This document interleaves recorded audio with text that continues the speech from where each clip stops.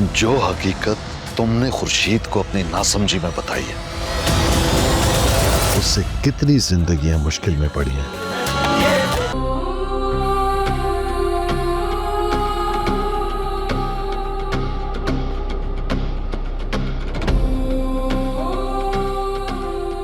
मेरी बेटी के वजूद के बारे में सिर्फ और सिर्फ जहांदाद भाई ही जानते हैं। वही मुझे इसकी हकीकत बता सकते हैं कि मेरी बेटी इस वक्त किस हाल में है और कहाँ है। मुझे हर हाल में उनसे बात करनी है, उनसे अपनी बेटी के बारे में पूछना है।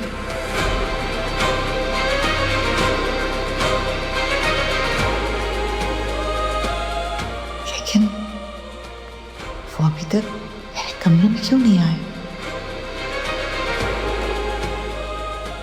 शायद जहांदाद की अना उनको मेरे कमरे की चौखट तक न लाए।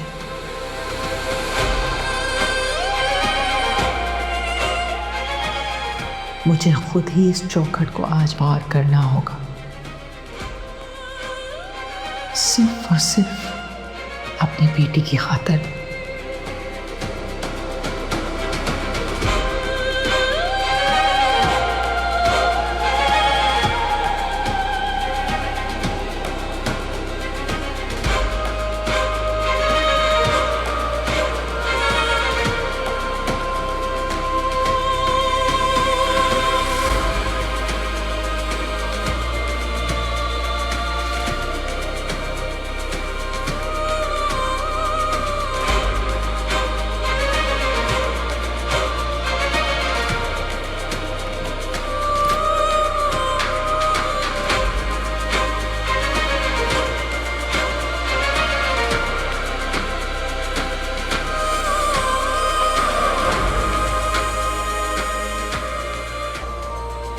ठीक कहा तुमने, ये तुम्हारी कबर ही है।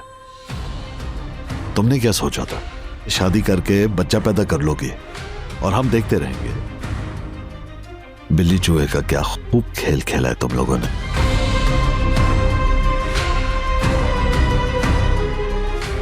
मेरा बच्चा कहाँ है? आशिक कहाँ है? तेरा बच्चा पैदा होते ही मर गया और आशिक तुझे तलाक देकर चला गया।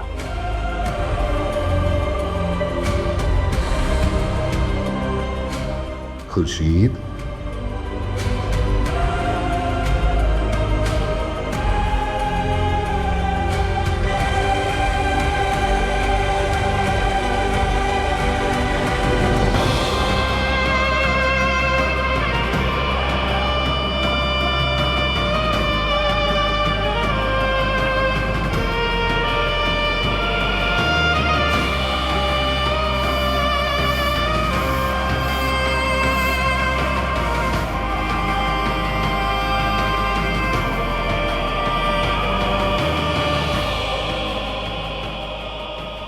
ये मेरी आंखें क्या देख रही हैं?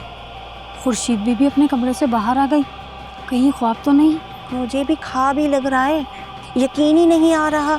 ज़रूर कोई अहम वजह होगी जो खुर्शीद बीबी इस कैद से बाहर आई हैं। अल्लाह जाने क्या वजह है, मगर खुर्शीद बीबी इतने सालों के बाद अपने कमरे से बाहर आई हैं। मुझे तो बहुत खुशी हो रही है। अगर इतने सालों बाद उन्होंने आपको बुला ही लिया तो जाके देख आए, पूछ आए क्या हुआ। आपको अंदाजा है कि आप दोनों की इस टेंशन की वजह से मुझे कितनी तकलीफ होती है। अगर तुम्हारे बाबा नहीं मिलना चाहते तो तुम क्यों जिद कर रहे हो? लेकिन मैं मिलना चाहती हूँ।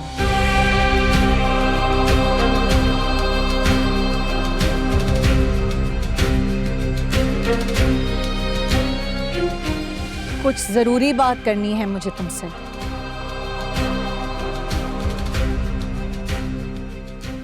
पप्पो, मैं तो बहुत खुश हूँ आप इतने सालों बाद अपने कमरे से बाहर आई। बात ही कुछ इस नौयत की है कि मेरी इज्जत कम, तुम्हारे बाप की इज्जत घटने का ज्यादा इम्कान है।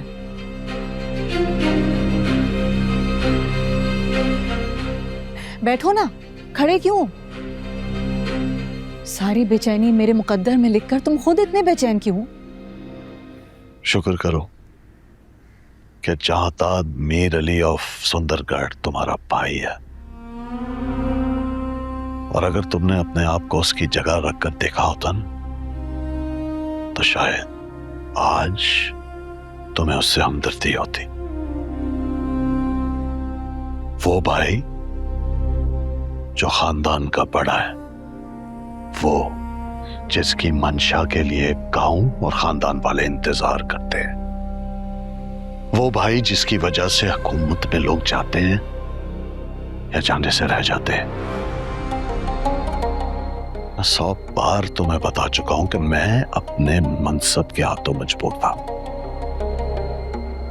मैं तुम्हें तुम्हारी मर्जी की शादी करने की इजाजत नहीं दे सकता था। ये मेरे रुतबे का, मेरे मनसब का तकाजा था।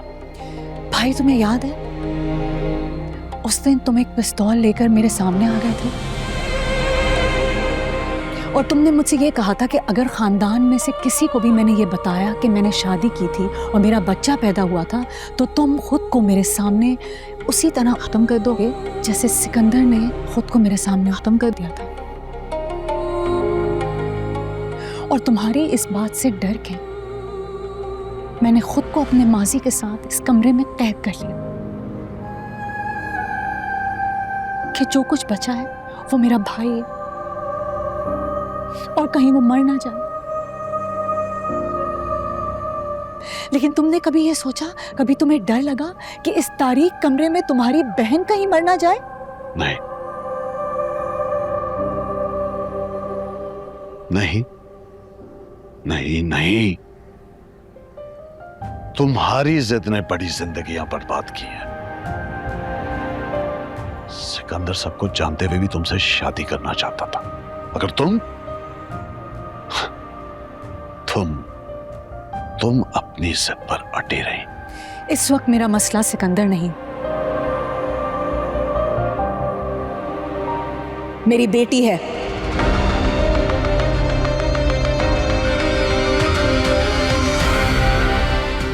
किसकी बेटी? मेरी बेटी।